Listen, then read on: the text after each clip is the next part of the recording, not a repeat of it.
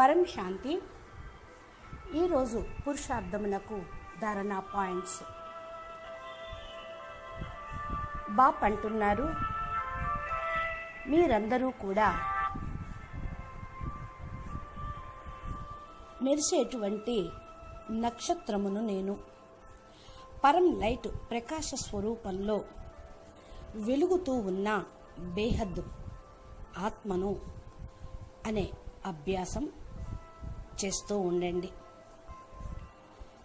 ఈ దేహము క్రిస్టల్ లాగా మెరుస్తూ ఉంది, అనగా నేను ఫరిస్తాగా ఎగిరిపోతూ ఉన్నాను అనుకుంటూ ఉంటే మీ సంపన్న స్వరూపం బేహద్ ఫరిస్తా స్వరూపాన్ని ధారణ చేయగలుగుతారు. అప్పుడు సునాయాసంగా పంచవికారాలు అనగా కామము అనాసక్తిలోకి, క్రోధము శక్తిలోకి, లోభము ఖుషీలోకి, మోహము ప్రేమలోకి, అహంకారం సమర్పణలోకి కన్వర్ట్ అయిపోతుంది. మీరు నిశ్చింతగా అయిపోతారు, అంకిత భావంలోనే ఉండిపోతారు. ఇంకా బాప్ అంటున్నారు, నేనెవరో, పిల్లలను ఏ విధంగా తయారు చేయటానికి వచ్చానో తెలుసుకోండి. ఇప్పుడు బాప్ టీచర్ యొక్క పాత్ర సమాప్తం అయ్యింది, అనగా చెప్పాల్సిందంతా బేహద్ జ్ఞానం బేహద్ పిల్లలకి చెప్పేశాను కనుక టీచర్ పాత్ర సమాప్తం అయ్యింది. ఇక బాప్ బేహద్ పరమ సద్గురు పాత్రని ప్లే చేసి పిల్లలను పాప్ సమానంగా తయారు చేయటమే ఉన్నది. బాప్ సమానంగా తన సమానంగా తయారు చేస్తూ ఉన్నాను అంటున్నారు బాప్.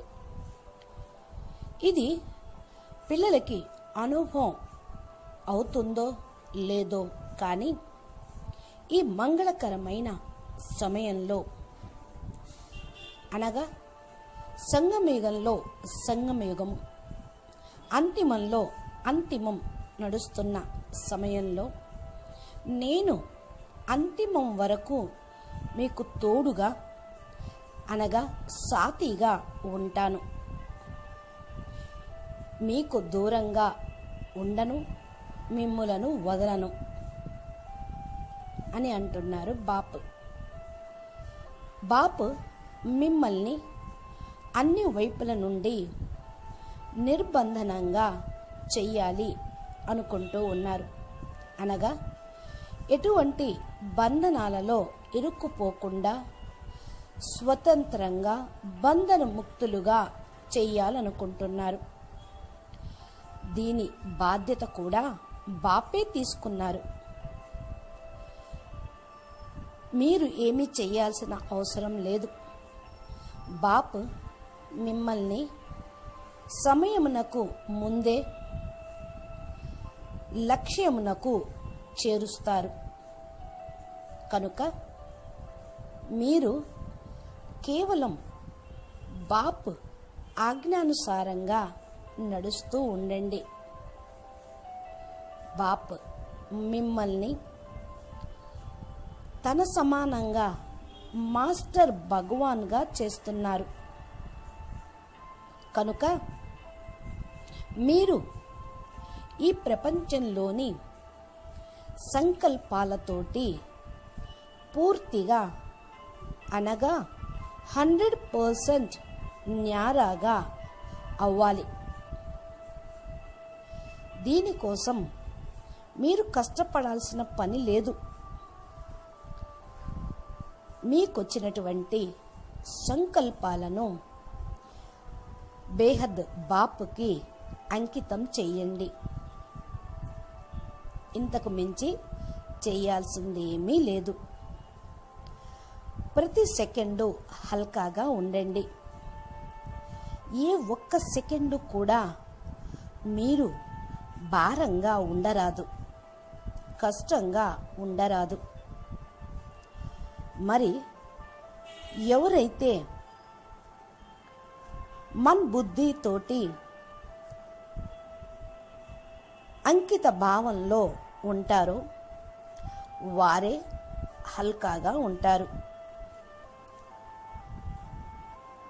బాప్ సమానం యొక్క పోస్టుకు చేరుకోనుటకు ఇది ఫస్ట్ మెట్టు. ఈ మెట్టే మిమ్ములను బాప్ సమానంగా తయారు చేస్తుంది. కనుక సమర్పిత భావంతో ఖుషీగా ఉండండి. ఎవరైతే హల్కాగా అన్నిటినీ బాపుకి అంకితం చేసేస్తారో వారు ఖుషీగా ఉంటారు.